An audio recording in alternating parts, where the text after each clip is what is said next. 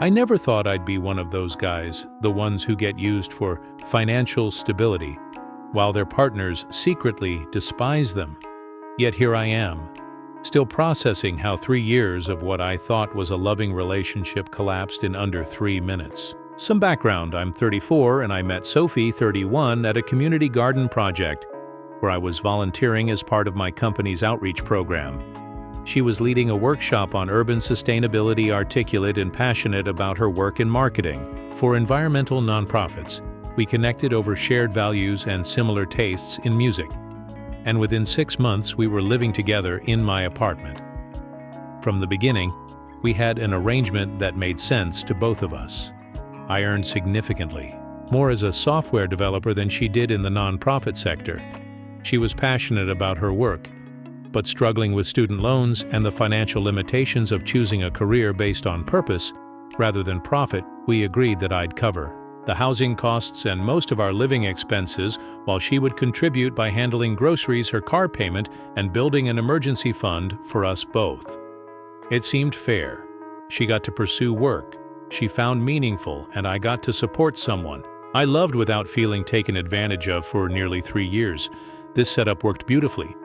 Or so I thought. We traveled together, hosted dinner parties for friends, and even started talking about long-term plans. I've been saving for a ring, thinking about proposing on our upcoming trip to Barcelona. The truth revealed itself in the most mundane way possible. Last Wednesday, I was working from home in our second bedroom that serves as my office. Sophie was in the living room on a Zoom call with her marketing team. I had my noise-canceling headphones on deep into coding when I realized I needed to ask her something about dinner plans with my parents that weekend. I took off my headphones and was about to call out to her when I heard her voice, unusually hushed despite being alone in the room. Her team must have been taking a break or waiting for someone to join, because she was having what sounded like a side conversation with her coworker Jenna. So he mentioned Barcelona might be extra special this time. God, I hope he doesn't propose. Sophie's voice was casual, almost amused. I froze in the hallway just out of sight of the living room. Jenna laughed, her voice sounding light and carefree. That's awkward. Just marry him then. Divorce later, you get half his stuff. They both laughed and Sophie continued, I know, right? But seriously, I'm not ready to lock myself down yet, especially not to Charles. He's sweet, but so boring, like the human equivalent of beige walls. I felt a rush of heat in my chest, my heart dropping into my stomach, but I couldn't move. My legs felt like they might give way beneath me. But those beige walls come with financial security, Jenna pointed out. Exactly. That's the only reason I've stayed this long, Sophie said, her tone so nonchalant. It made my skin crawl. My savings account has never looked better, and I've almost paid off my student loans, another year max, and I'll have enough cushion to move on. I stood there, almost unable to breathe. My mind reeled, trying to process what I was hearing. I just need to buy time without a ring on my finger. Does he have any idea?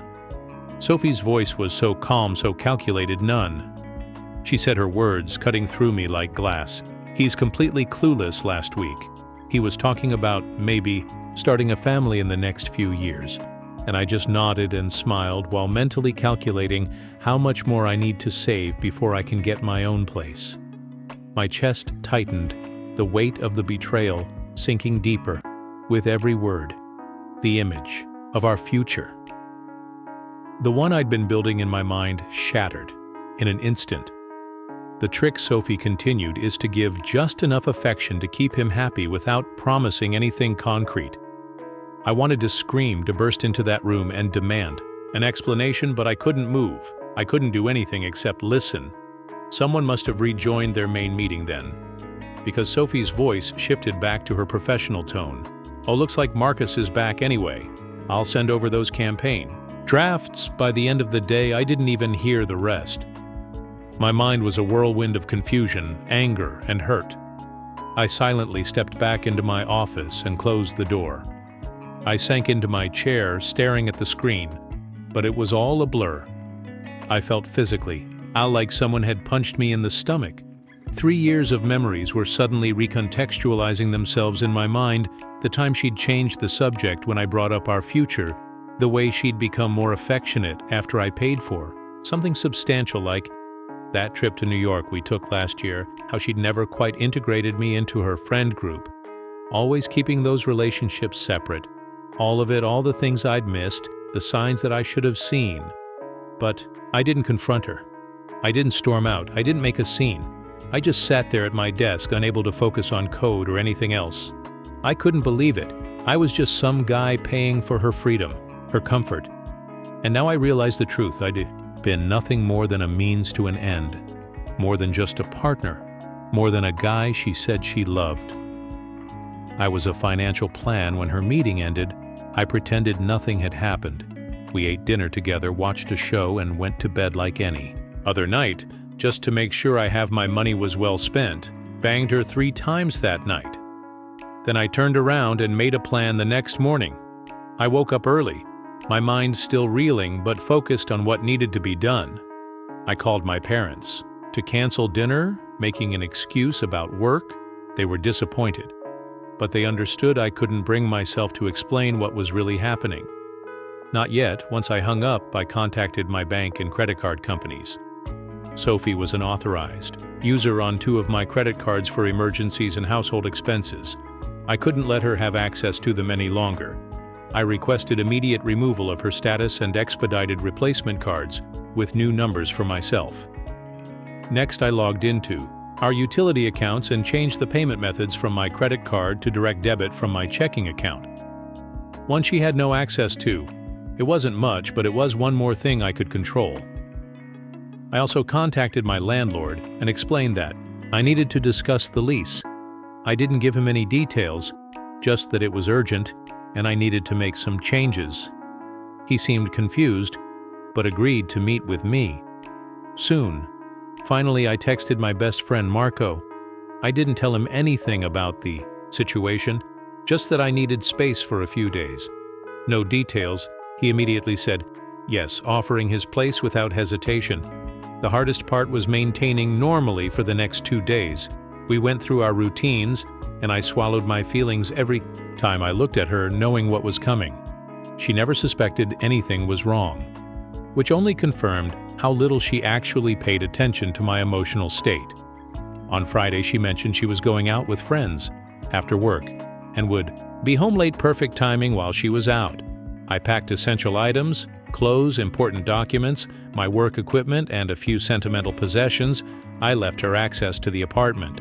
It would be illegal to lock her out, but I took the emergency credit card she kept in her desk drawer. That card, the one she had for emergencies, was the last thing I needed her to have. It felt like the final thread that connected me to the illusion I'd been living in. I didn't want to keep anything that might keep her attached to me financially, so I took it, knowing that in the end it was the only way I could truly sever the ties. I closed the drawer gently, feeling a strange emptiness settle over me. I knew what I had to do, and I wasn't turning back. I left a simple note on the kitchen counter. Sophie, I heard your conversation with Jenna on Wednesday about your plans to leave once you've saved enough money. I've removed you as an authorized user from my accounts and taken back the emergency card. I'll continue covering the rent through the end of next month to give you time to make arrangements, but all other financial support ends today. I deserve better than to be someone's financial plan while they wait for something better to come. Along Charles. Then I drove to Marco's place and turned off my phone. I couldn't handle her trying to talk me out of this. I needed time and space. Time to think, time to process everything I had just learned. When I turned my phone back on Sunday morning, I saw 37 missed calls from Sophie. I stared at the number, feeling the pit in my stomach deepen. There were 12 voicemails and 42 text messages, ranging from confused to angry to pleading. My heart sank. Apparently, Sophie had tried to use the credit card for a bar tab on Friday night and found it declined, coming home to an empty closet, and my note had sent her into a panic. I hesitated before scrolling through the messages. The first few were just confusion. What conversation with Jenna? I don't understand what's happening. Then the anger started to creep in. You're overreacting to something you misheard? This is insane. Next came the damage control, baby. Please call me. There's been a huge misunderstanding. And finally the truth twisted and self-serving. Okay, fine, you heard something, but it wasn't what you think. I was just venting about proposal pressure. Everyone says things they don't mean. Sometimes, her last few messages hit me like a punch in the gut. They revealed her true concern. Not that she'd lost me, but that she'd lost her financial safety net. I can't afford this place alone. And you know that. What am I supposed to do? I have $1,240 in my account. Total, my student loan payment is due next week. You can't just cut me off like this. At least talk to me about a transition plan. This isn't fair. The word fair stuck with me. What wasn't fair was pretending to love someone while secretly using them. The more I read, the more the truth became clear. She wasn't concerned about losing me. She was concerned about losing her source of financial stability. The person she had been with for almost 3 years had become her safety net. And without it, she was drowning. Marco had been incredible through all of this. When I finally told him what happened, he wasn't even surprised. Apparently, Marco and my other friends had noticed how transactional Sophie's affection seemed, but hadn't known how to bring it up. They'd all seen it, but no one had the courage to say anything. Marco said she was always more interested in what you could provide than who you are. That hit me hard. How had I not seen it? How could I have been so blind to everything that was right in front of me? The most revealing part came yesterday when I finally answered a call, not from Sophie but from her co-worker Jenna. She was horrified about what had happened. I need you to know I never thought she was serious. Jenna said, I thought it was just dark humor between friends. Then she told everyone at work, you abandoned her without warning and I couldn't stay silent. This isn't the first time she's done this. Jenna went on to explain how Sophie had lived with 2 other boyfriends under similar arrangements before me. Each relationship followed the same pattern. Find a financially stable partner, create an arrangement where they covered major expenses, save aggressively, and then move on when she had enough cushion. One of those exes apparently worked at the same company briefly, which is how Jenna knew the details. She has a spreadsheet, Jenna said, as if it was the most normal thing in the world, with projections of how much she needs to save. Before she can graduate from the relationship, your name is literally in a cell next to a dollar amount. I was silent for a few seconds, just letting it sink in. My heart dropped to the floor. Jenna's voice softened.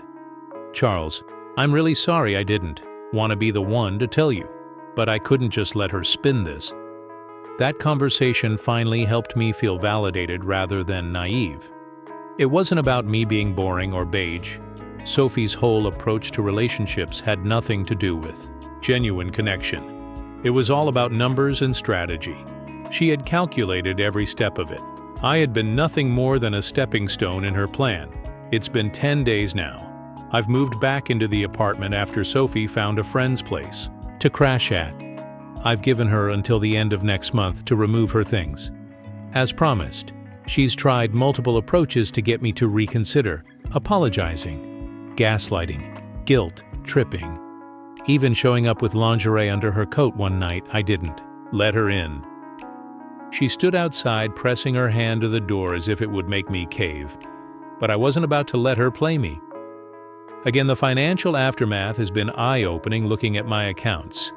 I calculated that I've spent approximately $40,000 supporting Sophie over 3 years, rent, utilities, vacations, meals out, gifts.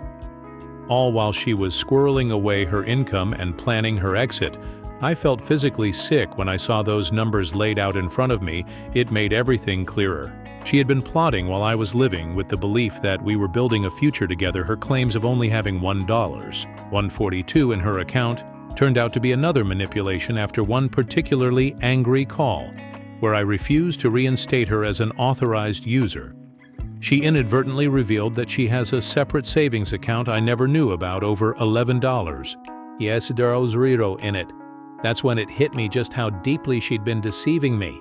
Some friends have suggested I should feel stupid for being used this way, but I don't. I entered the relationship with genuine intentions, living according to my values. The fact that someone took advantage of that doesn't make me naive. It makes her calculating. I wasn't blind. I just couldn't believe that someone would be capable of this level of manipulation. I've already donated the engagement ring to a charity auction. Watching something that represented my manipulated future being transformed into funds for a good cause was oddly healing. It felt like a cleansing of the whole situation. As for the 37 missed calls that started this saga, they've now grown to over 100, but they're increasingly from unfamiliar numbers. As Sophie apparently borrows friends' phones when she realizes I've blocked her, I've stopped answering unknown calls altogether. The strangest part of all of this is how much lighter I feel despite the heartbreak. There's a peculiar relief in having your worst suspicions confirmed. No more second-guessing, no wondering if you're imagining problems. It's like the weight that had been sitting on my chest for months finally lifted. I don't regret supporting someone I loved, but I do regret that it wasn't real on her end. At least I found out before a proposal, before marriage, before kids, before I became legally entangled with someone who saw me as nothing more than a financial stepping stone. If there's a lesson here, maybe it's about paying attention to the small inconsistencies in how someone treats you versus how they talk about the future. It's easy to get lost in the idea of what you think a relationship is supposed to be, but the signs were there all along the way. She treated me like a resource. Her reluctance to discuss real commitments and her shifting priorities, it was all in the details. It wasn't just the big moments, it was the little things, the subtle hints that when pieced together, told a different story than the one she was trying to sell me. Or perhaps it's simpler than that. If you're going to discuss your secret plans to use and discard someone, make absolutely sure you're on mute now for the second story. I work in cybersecurity, and it's a demanding career, constantly requiring vigilance, skepticism, and an unshakable attention to detail. These traits have served me well professionally, but they've also come to bite me in ways I didn't expect at 33. I lead my company's incident response team, always on alert, always analyzing everything around me. It's a skill set I honed over years, and I'm proud of what I've built. But these same skills, the ones I use to catch the slightest hint of trouble, are the ones that destroyed my marriage. Delilah and I met in graduate school. We were both ambitious, driven, and equally passionate about the future we married when I was 28, and I thought we were building something solid. We shared the same vision. Children, family, the whole 9 yards. It felt right. Even easy, as if everything was falling into place. But 2 years ago, after months of trying to have a baby, naturally, we hit a wall. I remember sitting in the doctor's office when the news hit, "Your reproductive health is severely compromised." The doctor said her words like a punch to the gut. Due to a childhood illness, your chances of conceiving naturally are extremely low. My mind raced, trying to process the impact of her words. What do we do now? I asked, my voice tight, knowing deep down that this wasn't just a medical issue, it was personal. It was a dream of mine that had been shattered. The doctor laid out our options: donor assistance, adoption, or accepting childlessness. Each of those options felt like a mountain. To climb, my heart sank at the thought of not having my own biological children, and I struggled to process the gravity of what we were facing. Delilah seemed to hold it together. She was calm, practical, even as we sat in that sterile, white-walled room. "We'll figure this out." She said, her hand gently squeezing mine. "We've got time, we can make a decision together." We agreed to take 6 months to research and explore our options. I was devastated, but I also tried to focus on the practicality of it all. Delilah was my partner, and we'd face this together. That's how it was supposed to be. Those 6 months passed by in a haze of appointments, consultations, and long conversations. We met with adoption agencies, talked to couples who'd used donor assistance, and even spent time with friends who had chosen to remain child-free through it all. Delilah was present, supportive. She listened, she asked questions, and we discussed everything openly. But as we went through this process, there was something in the back of My mind something I couldn't quite place. It wasn't like her to be this composed. I knew Delilah, and I knew that she was someone who would express her feelings good or bad. But through all the research, she seemed so neutral, almost detached, like she was going through the motions. She never expressed resentment or blamed me for our situation. We were approaching this as a team. At least that's what she wanted me to believe last month. I was doing routine maintenance on our home network. I've got a fairly complex setup with advanced security features, including network traffic monitoring while checking the logs. I noticed something unusual activity from an unfamiliar IP address accessing our home network regularly during work hours. When neither of us was home concerned about potential security breaches, I dug deeper. The traffic was coming from Delilah's laptop, connecting remotely to our network odd, since she works in marketing and has no need to access our home systems during the day following standard incident response protocols. I investigated further. What I found wasn't a security breach. It was something far worse. Delilah had been connecting to a private Discord server, one she'd never mentioned. The server was called Secret Sisterhood, and from what I could gather, it was a group of about 15 women who shared grievances about their marriages and personal lives. In this group, I was never referred to by name. I was the defect. Let that sink in. The woman who held me while I cried after my diagnosis, who told me, "We'll figure this out together," was calling me the defect to strangers on the internet. But that was just the beginning. As I continued to dig through the conversations, I found months of discussions where Delilah detailed her brilliant plan to solve our childlessness problem. She had been meticulously crafting a strategy, one that involved finding a suitable man to conceive a child with someone who would never question the paternity. She planned to have an encounter with him during her fertile window, get pregnant, and then present it to me as a miracle pregnancy, as if some divine intervention had made it possible. Despite our infertility, Delilah had already identified several candidates at her gym and workplace, men she considered physically suitable and who she believed wouldn't raise any suspicion. She'd even gone as far as to make notes on each of them, what their schedules were, where they worked out, how often they traveled, and how discreet they were. It was all so calculated, so cold. Her online friends were enthusiastically supportive of the plan, offering advice on how to execute it without anyone finding out. One woman in the group suggested using a just-in-case strategy where Delilah could claim that the timing of the pregnancy had been a miracle, an unexpected blessing. Another woman offered tips on keeping the man's involvement minimal and secret, advising Delilah to never mention it to him. Again, after the encounter, then came the chilling messages that were the final blow. Make sure your ovulation tracking app is password protected. The defect works in tech, so he might check. Create a fake girls' night group chat that you can show him. If he asks where you are when you're with Gym Guy, remember to keep up your usual intimate routine with the defect around that time too, so he doesn't get suspicious if you suddenly get pregnant. They discussed how to handle situations if the child didn't look like me, with suggestions ranging from claiming recessive genes to gaslighting me. If I expressed doubts, my wife, the woman I built a life with, she was systematically planning to cuckold me and trick me into raising another man's child. While mocking my infertility, the betrayal felt like a punch to the gut. That wouldn't stop. I read every message twice. I methodically documented everything. Then I sat with this information for 48 hours.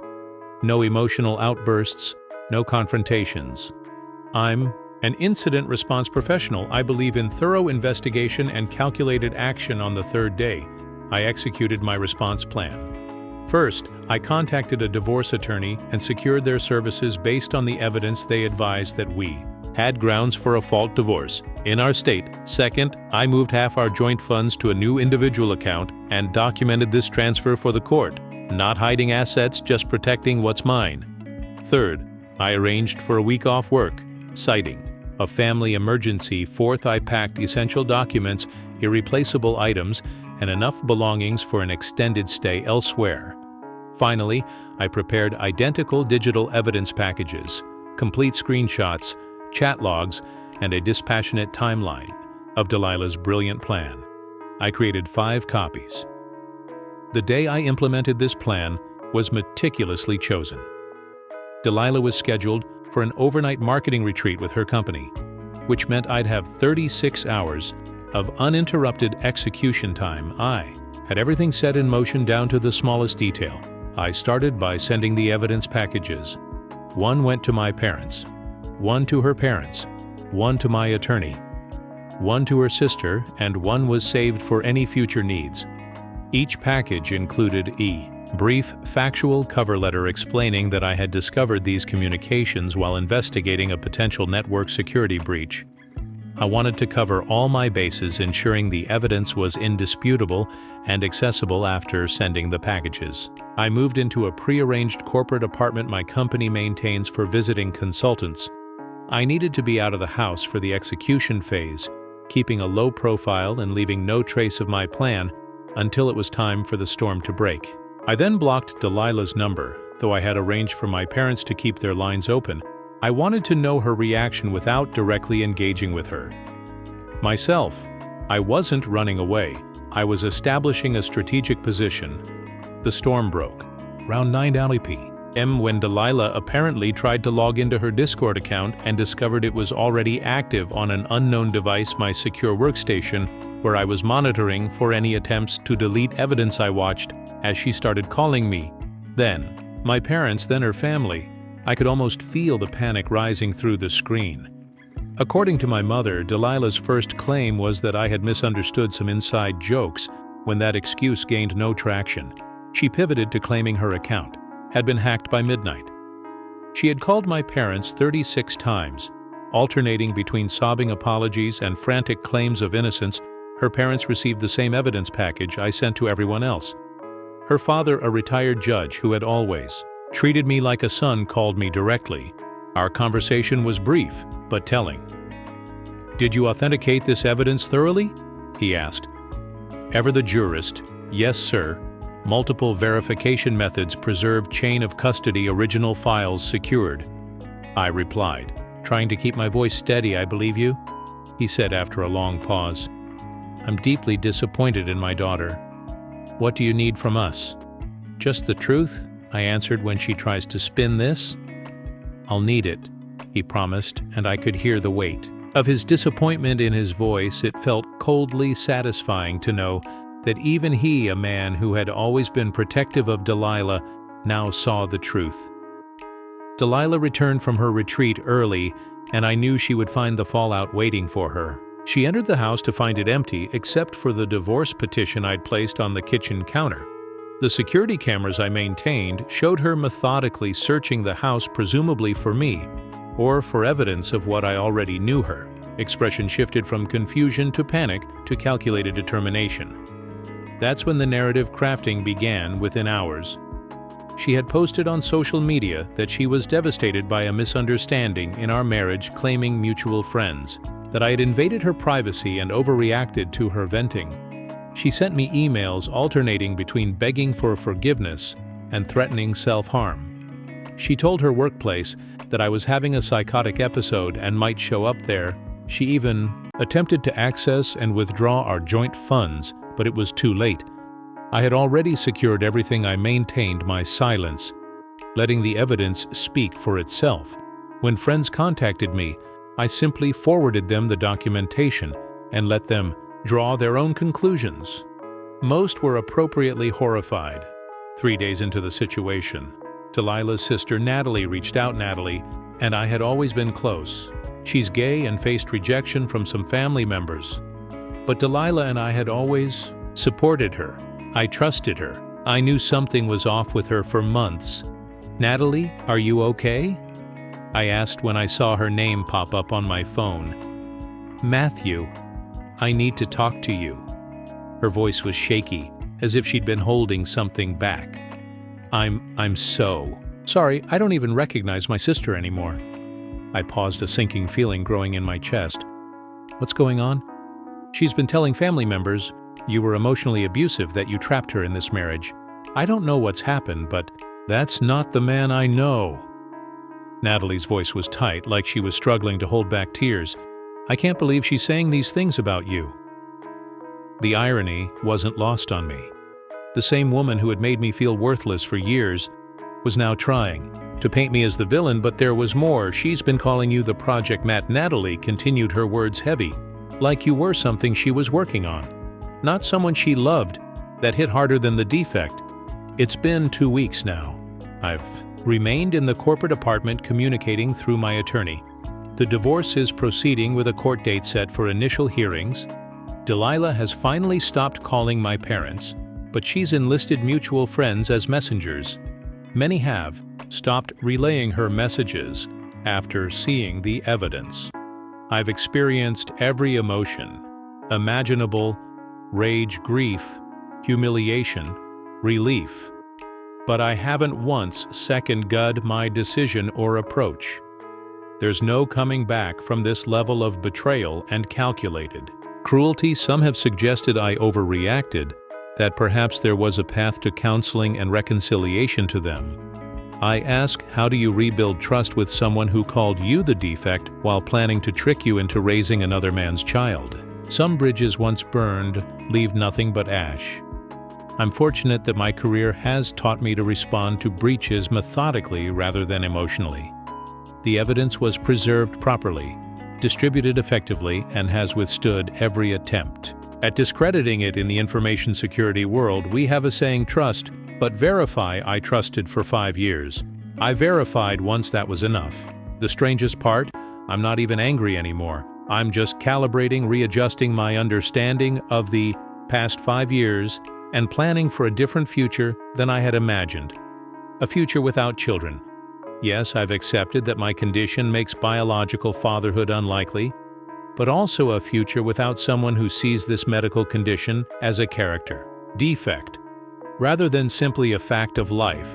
I'm not sharing this for sympathy or validation. I know I made the right call. I'm sharing because everyone should know that sometimes the best response to betrayal isn't a dramatic confrontation or emotional plea. It's calculated, evidence-based action followed by a clean break. Delilah wanted to control the narrative of our family's future. Instead, she lost control of her own narrative when the truth came to light. There's a certain symmetry to that, which brings me peace as I rebuild. 1 week later, the divorce proceedings are moving forward. My attorney is confident about the outcome given the evidence, and Delilah's subsequent behavior in our state adultery includes conspiracy to commit adultery, which her messages clearly demonstrate. Delilah has changed tactics after her hacked claims fell apart. She's now claiming she was just role-playing elaborate fantasies with no intention of acting on them. Her lawyer has apparently advised her to stop making public statements. Her father, the retired judge, has maintained his position supporting me. This has caused a rift in their family, but he's been unwavering in his commitment to the truth. I didn't spend 30 years on the bench to start ignoring evidence. Now, he told his daughter his integrity in this has been a source of quiet strength. For me, I've started therapy with a counselor who specializes in betrayal trauma. It's helping me process the shock and rebuild my sense of self-worth. I've learned that I didn't deserve this. I'm not the defect she made me out to be. Several members of Delilah's secret sisterhood have contacted their own husbands to confess their participation after learning how extensively I documented everything. Apparently, my evidence collection was thorough enough to frighten them into believing their own husbands might discover similar discussions. It's strange, but I find some satisfaction in the fact that my thoroughness has acted as a safeguard for others, even if I didn't intend it.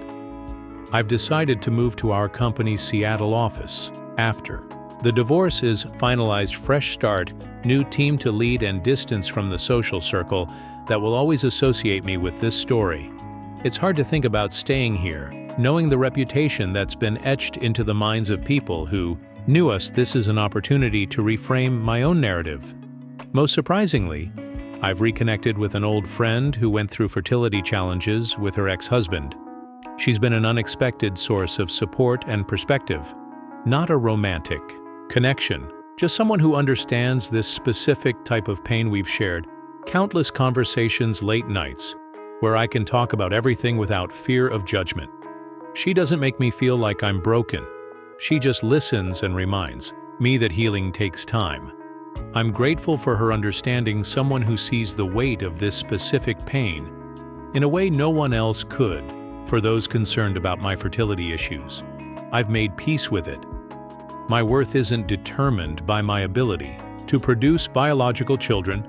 There are many paths to family, if I choose to pursue that later. For now, I'm focusing on rebuilding. I've learned that being a parent isn't about genetics. It's about care, dedication, and love. The rest is just a detail. I've received a lot of messages since I started sharing parts of this journey. One of the most common questions I've been asked is whether I regret investigating the network anomaly that led to this discovery. To answer, simply not for a second. Living in ignorance while someone mocks and betrays you isn't bliss, it's just ignorance. I'll always choose the difficult truth over the comfortable lies. It might hurt, it might shake the very foundation of your life, but at least it's real ignorance. May have kept things smooth for a while, but it's also a fertile ground for deception. I'd rather be awake no matter how painful the truth is. And to the person who asked if I've changed all my passwords and security questions.